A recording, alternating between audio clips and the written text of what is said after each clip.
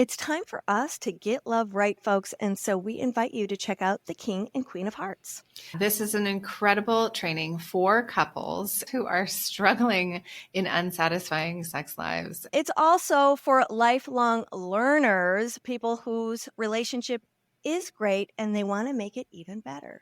In this 3-part training that is filled with 8 different tutorials like the art of tantric kissing, eye gazing that is deep and intimate, connective, and not creepy, and sacred sexual meditations, you do them with your lover to juice you up before sex. Communication tips and really, really valuable relationship essentials are all found in this training. You know, a common mistake couples make is they wait, they put it off, they avoid, they resist. And if you want to continue doing that, well, good luck. But if you really want to make a change, get this today. Don't let another month go by where you're losing precious connection with your partner. Plus, you can't beat the price on this program. One of our clients, Casey, said a spark in their intimacy is back on track.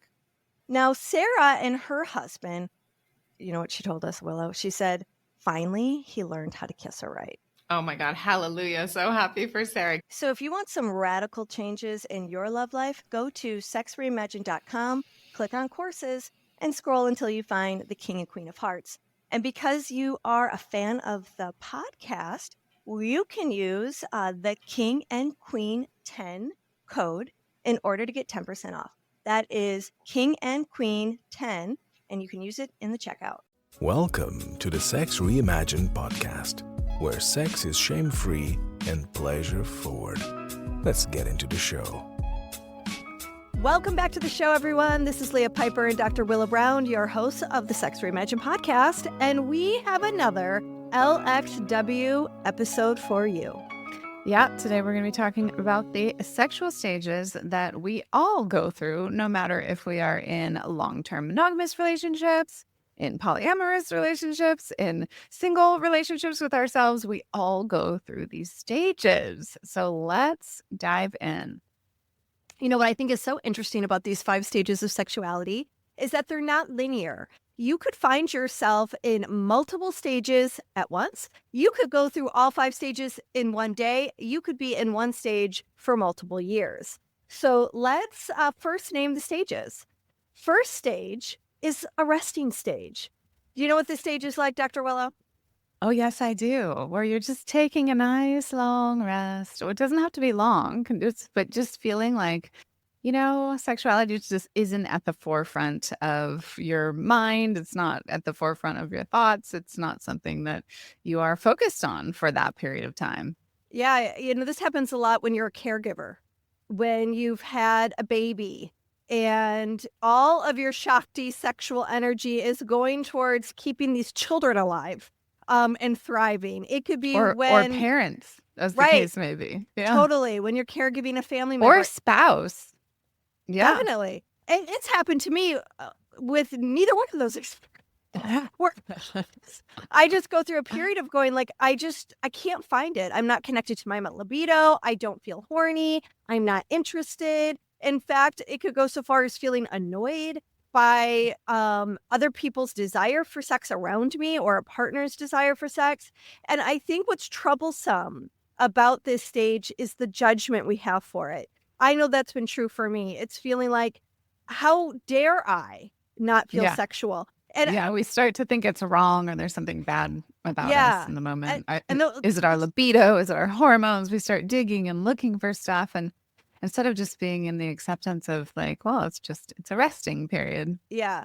And I think actually that's been very healing for me, is to realize that this is actually a natural stage of life, is having a resting stage. There's actually nothing wrong with me because I don't feel horny. It doesn't mean that I am cold and frigid. It means there are other things that are a bigger priority in my life. And it's okay if I don't feel connected to sex. Like there's nothing actually wrong. Right. It's been wonderful to have a stage. I know for me, the judgment has felt extra because of my career choice. Being a sexuality expert, you know, and then being a tantrika on top of that, I've been with partners who have felt very strongly that there is something wrong that needs to be fixed if I'm not connected to my sexuality. And it was Right. very liberating to learn about these sexuality stages and to discover the resting stage. Because I'll tell you what, nothing is worse for recapturing your sexuality than judging the fact that you're not connected to your sexuality. Well, that's very similar to a man who's struggling with ED or, premature, we call it premature, not having ejaculatory choice. It's similar. It's like this unnecessary pressure that we put on ourselves to figure it out. Now, I do want to say though, like if your resting period, quote unquote, is going on for, you know, several years, there might be something deeper to look into. So it depends on what's going on in your life, of course. And then, we do want to, if it's something deeper, it's like there's trauma that needs to be addressed, or there's hormones that need to be addressed, or there's something else, then yes, of Right. course, look into that.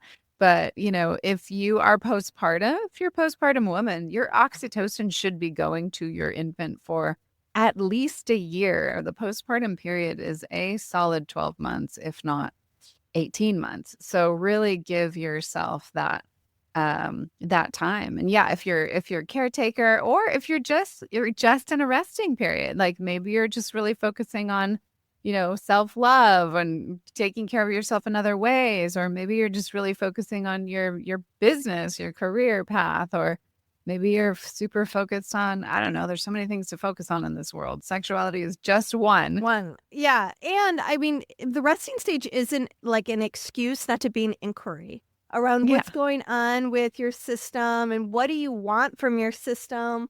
How do you want to tap into desire, whether that's plugging your desire into a passion project, or plugging your desire into a partnership, or plugging your desire into hot sex?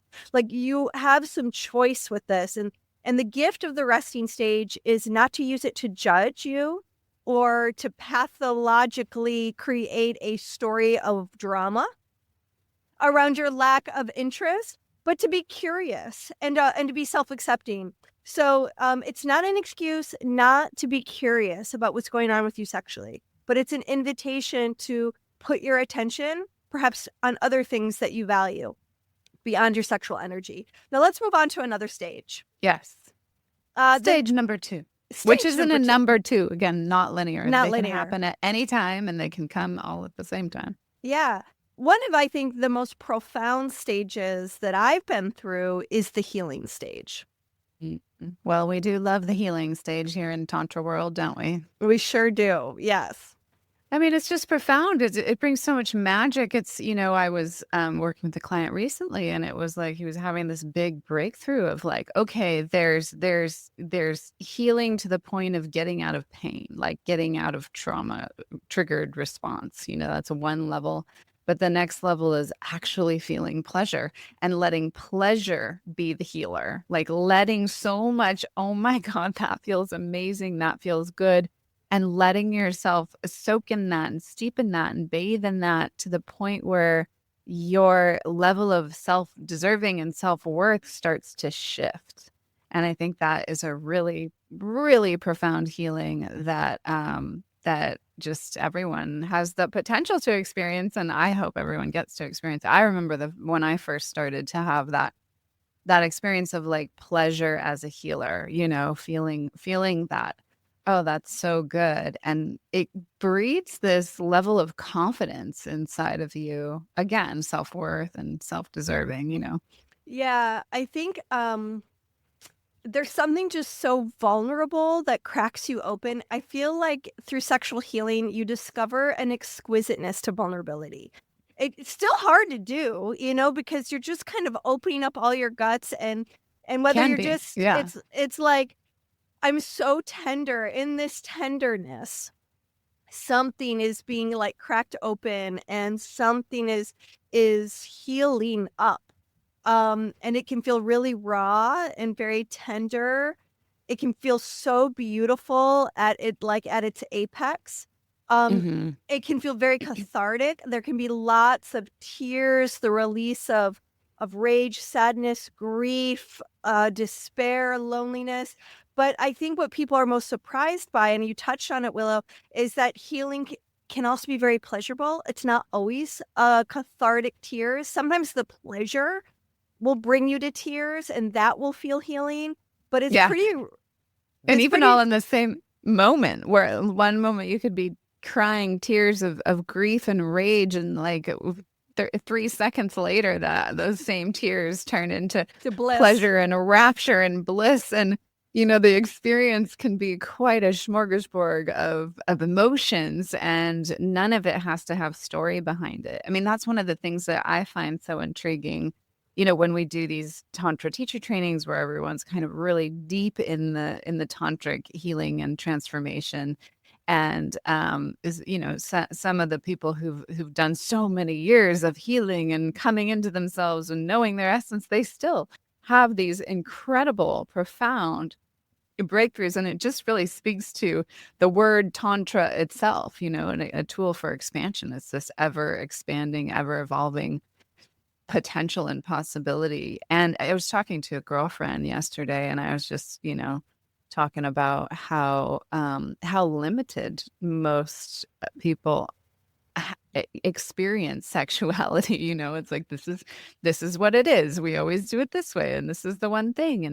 And it doesn't even have to include intercourse. Like, there's some of the best sex I've ever had was no intercourse, 7 hours long, So I think that when we start to open our awareness and our consciousness around how sexuality can actually heal us from the root up, from the heart chakra out, it's pretty amazing. It's fun to see. It's pretty shocking when it and really life-changing when it starts to shift your belief system and your conditioning around who you think you are.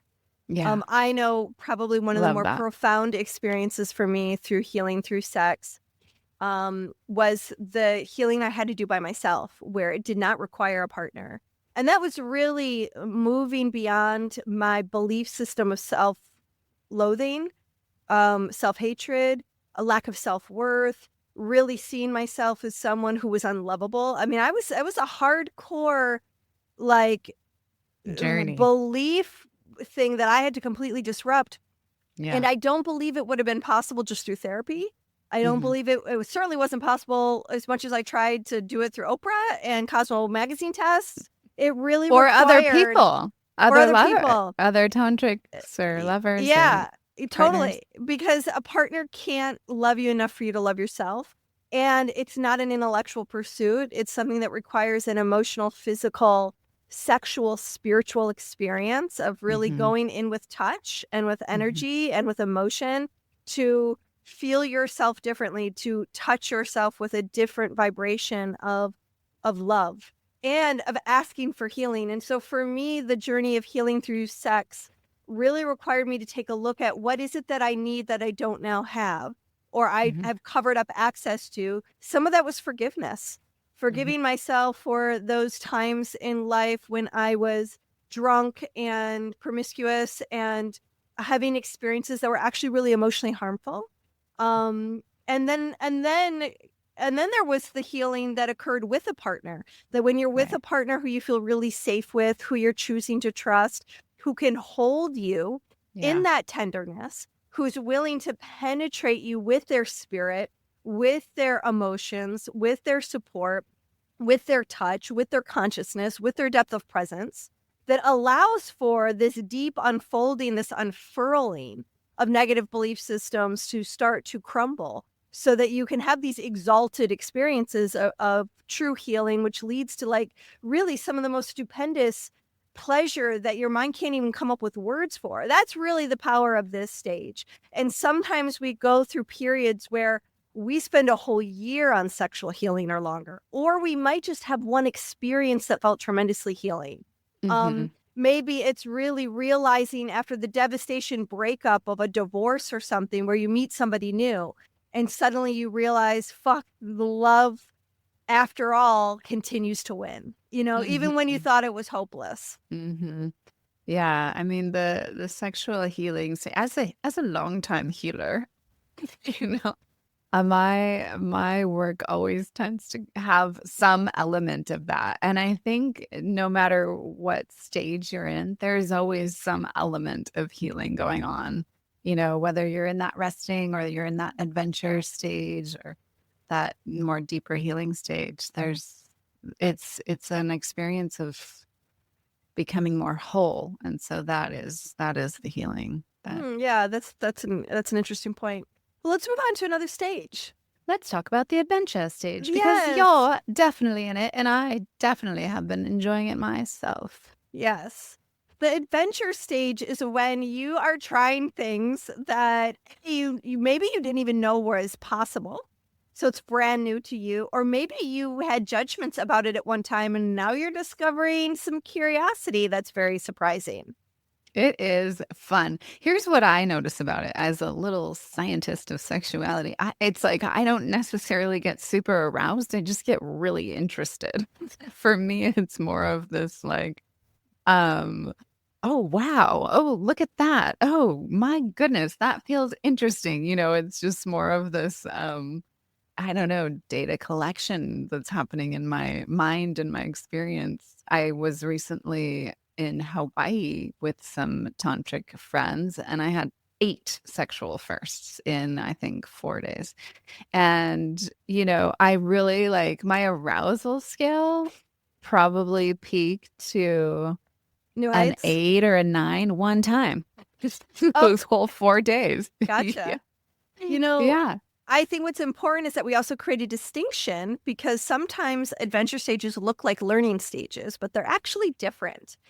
And we'll talk about the learning stage next, but as we stay focused on the adventure stage, it's really I feel like there's a risk to it. That's different than when you're learning something new. You might be on an adventure, but it's kind of it has a little more spark than Edginess. learning. Yeah. It's like look at how brave I am. Wow, look at the leaps and bounds I'm taking. Yeah. So sometimes, for people, I would watch people all the time at the seminars, the Tantra weekends. They were on a fucking adventure, this was so out of the box. And Right. you didn't know really what you were getting yourself into. But suddenly you were showing up to this new thing and you try this new thing on and it pays it back in dividends to you, taking the risk of separating the role of giver and receiver and finding out wow, there's so much about receiving I didn't understand until now. Or wow, I got to give my gifts and someone really took them in and I can't believe how amazing that feels to me. As an example. That's the best. And Yeah. you and I certainly have been taking some new adventures on since starting the podcast. In particular, exploring kink and BDSM as we've been positively influenced by some experts who've been on the show to go, well, what could this possibly mean for me? And it's I think been quite a ride. It's been quite a ride. And I feel like part of adventuring is even just looking into something different, reading about it or listening to a podcast about it or anything, just getting it into your consciousness to begin with. That's going to be the first stage of getting into some kind of adventure. And you may never go past that. You could keep it in your mind forevermore and have the same old style of sex you've always had, but it will make your old style of sex way more fun, I promise. Yes. I mean, for instance, because what we always say is this is the most important sexual organ right between your ears. And so opening up your mind, and that's what I've really seen you do, Leah, is just open up your mind and your consciousness to what is erotic and what does turn you on and what else is possible. And half the shit, maybe more than half the shit you read about or listen to, you'll never play out. And then some of it you do. And you discover new things about yourself. I'm curious about your arousal scale when you're in these adventure stages. Well, let me circle back to that because I want to make 2 points before I forget them. One is sometimes an adventure is just the adventure in your mind, right? It's Totally. You go on an adventure with a piece of erotica. I'm reading this piece of erotica right now. Oh my God, it's going to the next level. And I'm just holy shit. So it's giving me this adventure of going, oh, that's what that thing might be like. Mm. And I would have never considered, again, something that was like, wouldn't be in the lexicon of reality, but I'm experiencing it through reading and my mind is being opened. And what a delightful adventure to be on. The other thing is, I remember the first sex party I went to. We called them love-ins back in the day. And Hippie. they're really like really not my scene. I actually feel pretty shy in those environments where a lot of people are having sex or indiscriminately just having sex with each other. I'm not sure that that's actually something that opens me. My experience so far is that it closes me more than it opens me. But Okay. those were a fucking adventure. And I know like some people will go to like a swinger event, right? And they might never go to another one. But God damn it, that was an adventure. Yeah. And you end up finding out things about yourself. Like for me, not sure that they're for me. Might still give it a try someday, but I might never will. I can't say that I got the bug just because I tried it once or twice. Right. Right. And so it's good to go on adventures to find out if something's for you or not. Okay, back to my question about your arousal. Okay, my arousal scale. Yes. Okay, so here's what I find very fascinating about arousal scales. When I first started taking a look at my arousal, and when we say arousal scale, everybody, think about an arousal scale from 1 through 10. 1 is, I'm feeling kind of in the mood. 10 is, whoa, I just had an orgasm. Our arousal kind of floats in between these 1 through 10. Then the 1 through 10 get even more interesting when you realize that every number on the arousal scale also has a 1 through 10. So I might be at a 2.5, and then I might float to a 3.3, and then suddenly I might go jump all the way to a 7.1. What I've come to see is that every year or every couple of years, my arousal scale actually blossoms. It actually expands. So like 2 years ago, what was a 7.5 for me now is a 5.5.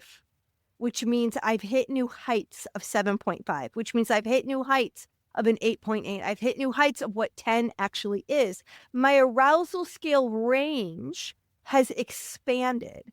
It's stretched out like taffy. Yeah, it's stretched out just like delicious taffy. Or caramel sauce, whatever floats your sweet tooth. Caramel sauce doesn't stretch quite that way. Well, it doesn't hold its shape, but it definitely dribbles. That's true. So it's been a while since I've had a big like bump in my arousal stretching. It stayed pretty consistent in the last 2 years. Yeah, so what do you attribute that to?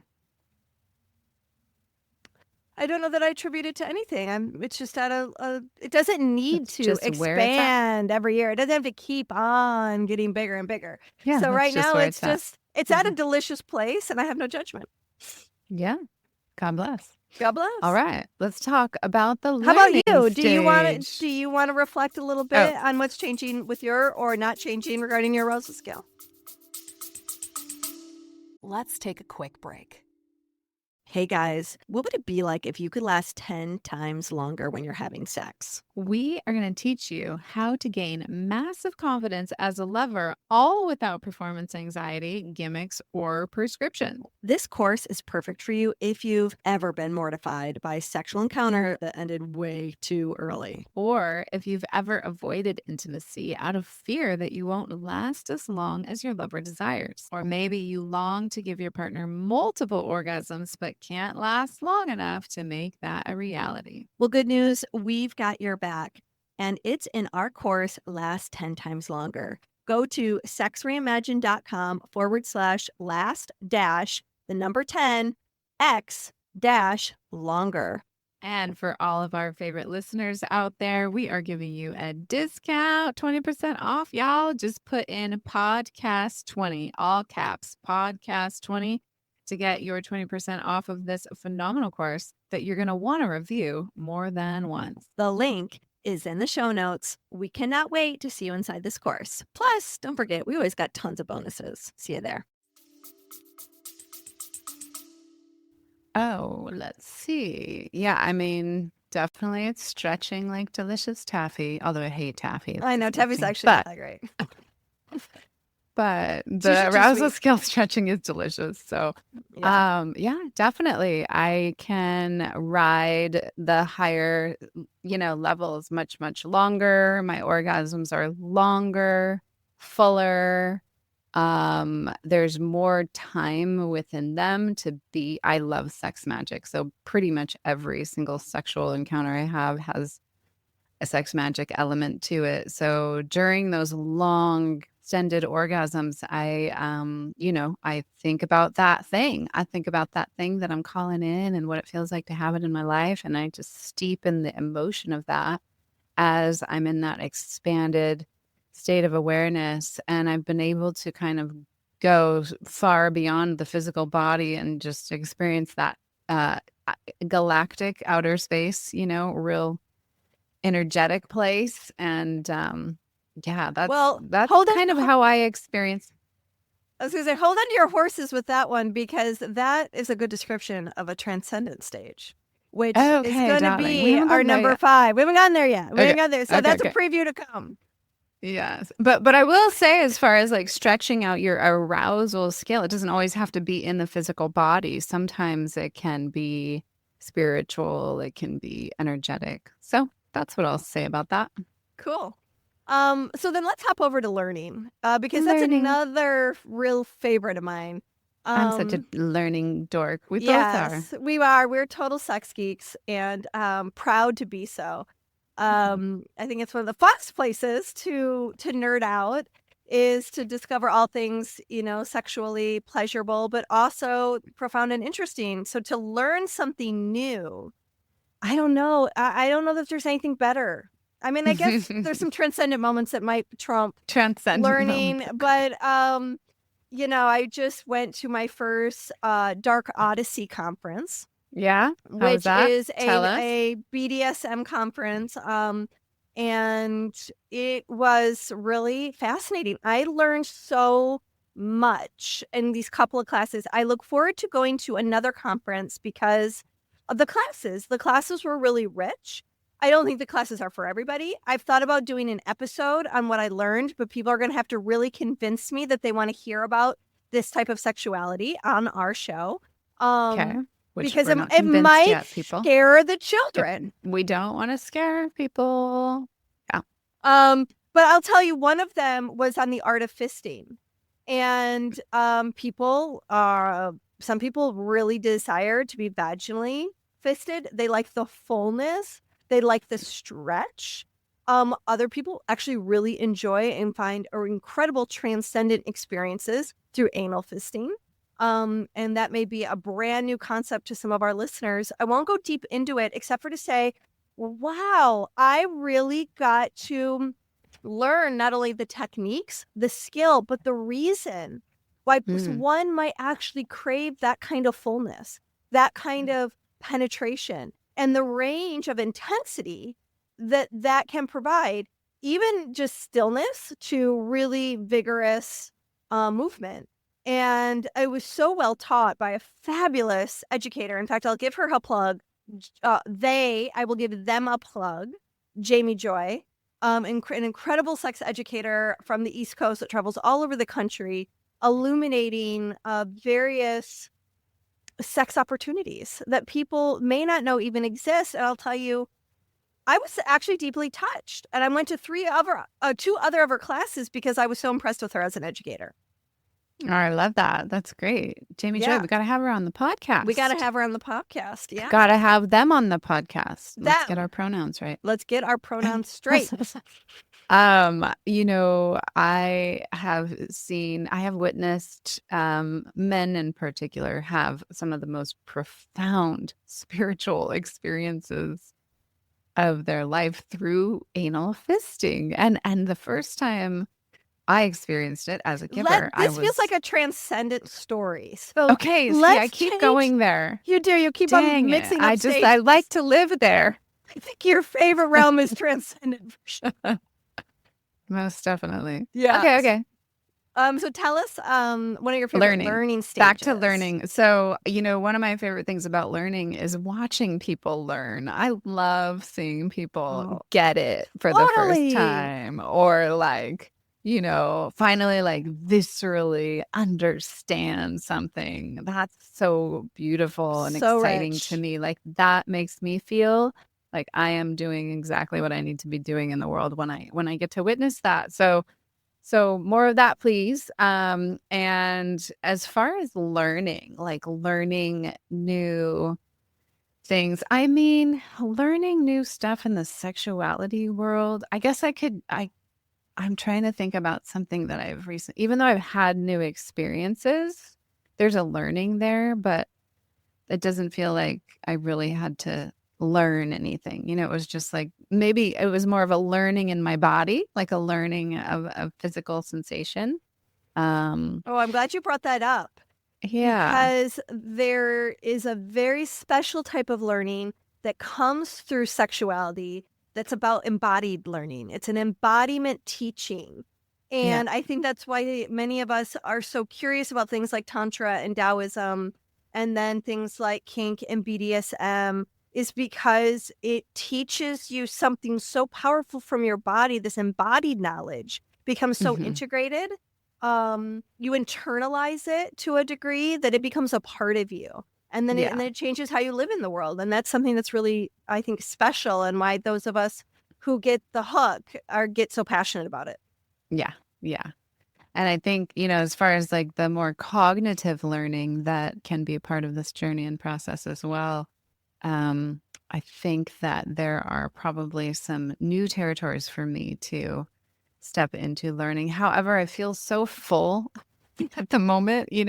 It'll come in time. That's one of the things about learning is like sometimes you get really excited, like, I'm going to learn all this stuff. I'm going to go study Tantra. I'm going to go study Taoism. I'm going to go study BDSM and kink, or whatever you want to go study.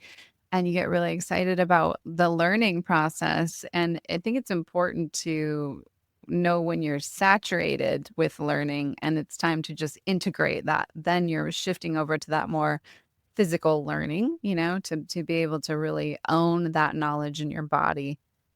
So keeping your finger on the pulse of that as you are learning. Yeah, I think some of my favorite learning processes through this work has been the psychology of this work. Has always Hmm. fascinated me. It's actually really what opened the door to the kink and BDSM thing, is to understand why Yeah. people are The interested in this. psychology is The the most fascinating. psychology. The other thing that was really riveting to me from a learning stage is the energetics, which I really struggled with in the beginning Hmm. because I was watching all these people like get all excited about the energetics and I couldn't feel it. I You could weren't see the feeling it. Yeah. energy. I didn't know what the fuck people were saying. I believed they knew what they were saying and we're having Right. these energetic experiences, but it took me a minute to figure out how the energy worked for me. It took me a Yeah. minute to pick up how to see it when it looked invisible for so long.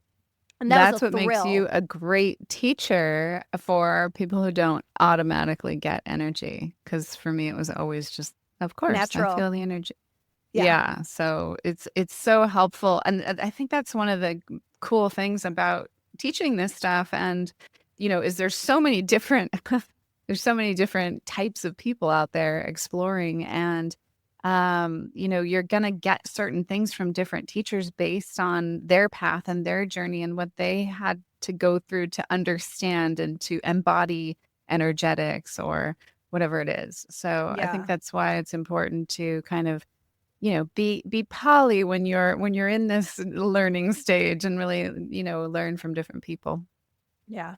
Yeah. So learning One thing stage I is will fun. say that I do want to learn, it is on my radar, is I want to study with the Light Dark Institute and get Yeah. more into the darchetypes that they have sort of coined. Because I think that stuff is really powerful. I've dabbled in it a bit, and have a good friend who kind of runs those events and workshops, and so I've done some stuff with him, and it's every time it's really I can see the power and the profundity in it, and I feel like if I had a better grasp on it and a better embodiment of it, like my teaching of it, my delivery of it would be really digestible for my people, for the people who come to me. Sure. I'm really actually excited. I just signed up for a course on Dark Eros that is looking at Jungian through the Jungian archetypes and through the subconscious of taking a look at sort of where these kinkier fascinations, like how they take root and how to explore them. And it's an online course. I'm excited. It starts on the 22nd. So Oh, cool. That I'm sounds sure we'll fun. talk more about that. Well, yes. Yeah. All right. Let's move it along. Okay, ready for the next one? Oh, yes. I'm ready. Transcendence. It's probably one of the most unique and one that most people don't know about and don't know the path of reaching it. Yeah. And Yeah. It can be one of those things that seems so far out of reach, but like all you have to do sometimes is turn a little dial and there it is. A lot of practices support it, so breath practices, how would you sounding define practices, movement practices. How would you define it, the transcendent stage? Define? I would say that the transcendent stage, it takes you out of your normal state of consciousness and opens you up to the infinite, the place where duality doesn't exist and all things are possible. Yeah, it's very mystical in nature. Some might say sacred or spiritual in nature. There's a phenomenon to it. It has a sensation of sort of almost unworldliness. It's like, what? Yes, it's not Oh. 3D anymore, and it's not even 5D. It's beyond D. It's magic. It's like it really gives you an experience of awe. Like, wow, we just flew.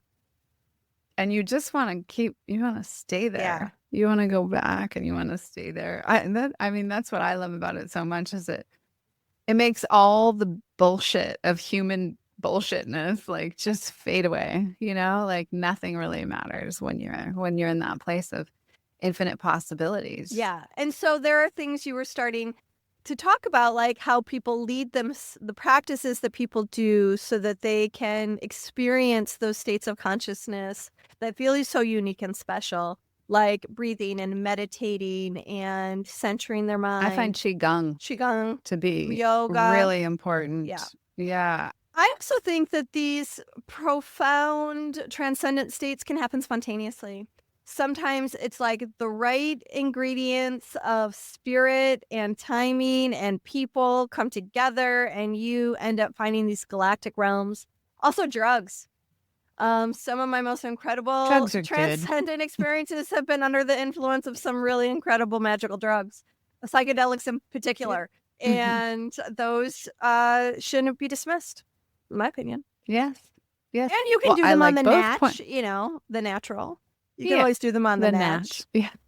Well, I love that you just brought that point forward of like that these things can happen spontaneously. And, that those spontaneous moments of transcendent sensual and sexual bliss are what a gift. What an incredible gift. And something that I think, when you do have them can be continued to be cultivated thereafter.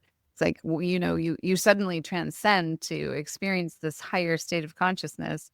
You don't want to just kind of go back to the old way, like utilize that step up to continue on that path and open that up. And I've had, early on in my healing career, I kept having, this was long before I got into Taoist teaching, teaching Taoist sexology or Tantra or anything. And I kept having clients coming to me who were having Kundalini awakening experiences long before their systems were able to handle it. Like they didn't have the energetic or the physical capacity to handle this big thing that was opening up inside of them. And it can make you feel crazy. It can make you feel like, like you're off your rocker. But at the same time, you're seeing this truth that you absolutely know without a shadow of a doubt is true. And so those clients way back then, I wasn't super equipped to guide them in the way that I would be now. However, what I would kind of lead them and guide them to is really like to drop into the experience they were having of this big Kundalini awakening and to try and to breathe into it so that they could increase their body's edges to hold the experience more. And just that one simple practice often was very helpful for them. Mm. So I think the breath is the most important thing, because the breath, it connects us to spirituality and physicality. It's that connecting piece between inspiration and, Well, physicality. the breath also moves the sexual energy from location to location. So when you're really connected to the Yes. breath, it's what's actually going to balloon and expand the sensation that you would normally feel in your genitals and move it up higher. It's what's going to like take it to other parts of your body. It's what's going to like supercharge your brain to then help you feel it more intensely in your genitals. And like when you really start to know how to run the energy, then you can start to feel that there's something even bigger than your body at play. There's like the spirit realm that you start to feel like the breath connects you to. So now you're making love to the Yes. spirit realm because of the way you're That's breathing, right. and it just kind of, it's an oscillator between you and the universe. It's very interesting, this Yeah. breath. Let's take a quick break. Ladies, do you want to explore your sexuality and experience true sexual healing? The Vaginal Orgasms Masterclass teaches you and your partners how to unlock your full sexual potential and awaken the G-spot, the sacred spot, and the cervix for an unforgettable sexual experience. Would learning how to finally surrender and release grief, fear, and uncertainty benefit your outlook on life, love, and relationships? We certainly think so. Common misconceptions of the G-spot, including its anatomy and function as an erogenous zone, will be covered in this course. Plus, we're going to teach you 7 different massage strokes for the G-spot that dissolve blocked energy and increase your pleasure tenfold. We're going to teach you how to locate the sacred spot and the best methods to stimulate it for maximum pleasure. And you're going to learn about cervical orgasm techniques, which are the most powerful and also often elusive style of climaxing. This class is primarily geared toward women, but men have taken it as well and learned so much about how to pleasure their partners. So get ready for multiple O's, my friends. And you can get all of that at sexreimagine.com/female-masterclass. And for being a listener of the show, we've got a beautiful coupon code for you. It is 20% off this course. Just type in podcast20, that's all caps, podcast20, and get yourself a great deal on this on-demand course. Yes, it's bringing me back to being in the Joe Dispenza meditation hall with like 2,000 other people and doing all the deep breath work and sitting in the meditation and really just feeling the aliveness of that central column and feeling the energy move up. And at that point on my journey, I'd had a lot of tantric experiences, so my chakras were feeling very open. And I just remember like having these like moments in each chakra of like orgasmic breakthrough, like one by one in different meditations as the week went on. And the solar plexus chakra was the one that like really took a long time to have that orgasmic breakthrough. And I just sat in like actual so much discomfort and so much like nausea and just this feeling of like I just need to vomit to get this Wow. out, and then so it was like this energetic thing that was causing this physical reaction, and it was reaching this head and reaching this boiling point. And then finally, like I just opened my throat, and I was one of those screamers in the meditation hall. I'm sure everyone appreciated that. I hope so. I thought it was so I loud. hope it was an invitation for them to get into their soma too. Yeah. So I interrupted you earlier when I said to save a story for the Transcendent chapter. You want to talk about anal fisting? Now let's see if we can remember what that story I believe you were about was. to talk about anal fisting, if I wasn't mistaken. Oh yes, Which talk anal fisting, darling. about transcendent and profound. Yeah, so profound. Most people So don't know that fisting actually can lead to some very transcendent experiences because of the intensity and the amount of surrender that one chooses to walk themselves through in order to receive and expand to that kind of capacity. Well, and I think that's exactly what it is for, especially for penis owners, is that deep surrender. Because, hopefully, if they're being fisted, they're used to being penetrated at that point in their sexual journey. But a lot of men don't grow up, learning to surrender, to be penetrated, to receive. And one thing that I've really experienced with men who have had frequent penetration and understand the profundity of that is they then penetrate very differently than men who don't, because they understand the the depth and the gentleness and what's Sensitivity. the word I'm looking for? There's an attunement. Sensitivity and the attunement, like the presence that it requires, Yeah. To really enter into another person's body with so much reverence. Yeah. Yeah. There is something about when you're not used to being penetrated and you discover it for the first time, it changes the way you end up penetrating others forevermore. Yeah. And I it's think when really we're just cool. talking about like anal capacity in particular, an area that is frequently very tight, there's a lot of taboo around it. So it does require a level of sensitivity that we take for granted when we think about vaginal penetration. And whether you have a female identifying body or a male identifying body, we all have an asshole. So we can all technically be fisted or be penetrated with bigger objects. That could be 3 fingers. That could be 2 fingers. It's size doesn't always matter, but it does seem to me that when our capacity gets stretched and we're able to receive something that's larger than what we would maybe be comfortable with, and when that is done well, something scrambles the brain. It does feel like a real interrupter to Yeah. a certain visceral belief, and we may not even know the names or the story of that belief system, but something gets scrambled, something gets disrupted, and usually for the better. And we're not suggesting, all right, everybody go get fisted now. But I am touched. I guess the message that I want to share around this, when I see people stretch their capacity, when I bear witness to that, I am deeply touched. I feel like it is a spiritual experience. It does feel at the sacred to me, even if it's filthy, nasty, kind of beautiful side of sex, or whether it is the intended spiritual side of sex, the beauty side of sex, whatever the environment is, it transcends to me. It goes Yeah. someplace into the world of human potential that kind of takes my breath away.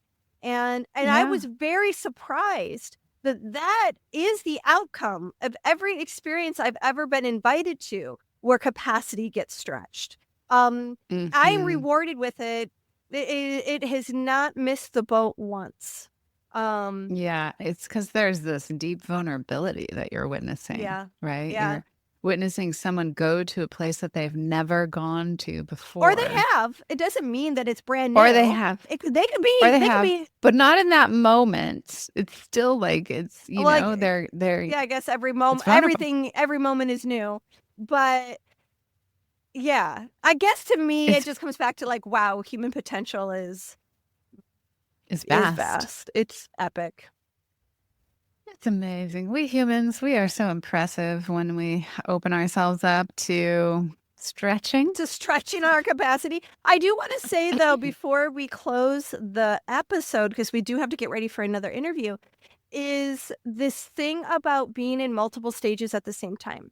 And then intentionality regarding these stages. So let's review them real quick. We have a resting stage. We have healing stages. We have adventure stages, learning stages, and transcendent stages. And we can be in multiple stages at a time. I notice that my adventure stages and my learning stages go together. And oftentimes, as a result, I find myself in a healing stage or a transcendent stage.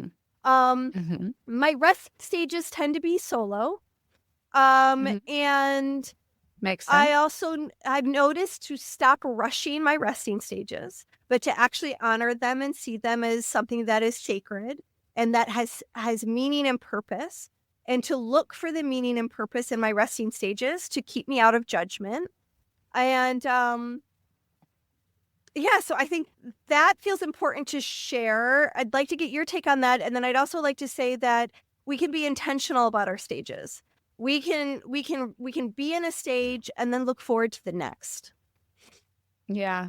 A lot of the stages will definitely blend together. I think, yeah, you just be present to what is and be compassionate with yourself and compassionate with others when you're witnessing them going through maybe a transcendent stage. Because sometimes after those big openings, there's a vulnerability hangover, the next day where they're like, fuck, what did I do? What did I say? Like, who was that? So it's just, that wasn't me. Sometimes there's a religiosity to it too that I think gets on people's nerves. It's like, okay, born again tantrika, settle fucking down. We're sick of hearing about sex and God, Yeah. It's just, I think that compassion for yourself and others is really important as you play with these different stages. Yeah, especially in that resting phase. Yeah, stage, but the healing stage too. Like, I remember just being like, when am I ever going to get out of here? Like, I feel like I've been healing the same fucking issue for 8 goddamn years, and I'm sick of like crying about it, Oh, yeah, I hear that. Yeah. And then that's where we have to kind of go, we have to remind ourselves, that's right, we have to bring pleasure back to healing. It's not all, healing isn't always about feeling our suffering. We can also heal without the suffering. Yeah. The transcendence can be so fucking healing, darling. Yes. And then also I think we have to watch, we can overlong. Like, if we haven't had one of those mystical stages for a long time, again, we have to catch our judgment and return back to curiosity. And we have to use curiosity to become intentional about where we want to move to next. So I've been in a big adventure stage, and I'm still pursuing the healing stage, but I feel like I'm moving out of the adventure a little bit. I'm feeling less inclined. Like, last year was a big adventure, and I'm ready for something a little more gentle. Well, we are now in the yin year of the wood snake, so it should be a little more gentle, even if it's still a little bit adventurous, because I know you've got some adventures on your horizon. Always, I hope. But so think about, everybody, we really want to hear from you. This is your chance for you to tell us, we want to know, what stage are you in? And we want to know what or stages. And then what stage are you looking forward to? What are you wanting to cultivate? And if we can support you on that journey, we're always happy to pick up the phone and give you a free consultation. Will and I both have links. If you look at the show notes in YouTube in particular, there's always a link for you to schedule a free consultation with us, and we're happy to sit there and support you. Absolutely. Okay. Sending you all tons of love in your sexual stages, and let us know what you think about this episode in the comments below. And we'll see you soon. All right. Catch you on the flip side. Love, love, love. Thanks for tuning in. This episode was hosted by Tantric Sex Master Coach and Positive Psychology Facilitator Leah Piper, as well as by Chinese and Functional Medicine Doctor and Taoist Sexology Teacher Dr. Willow Brown. Don't forget, your comments, likes, subscribes, and suggestions matter. Let's realize this new world together.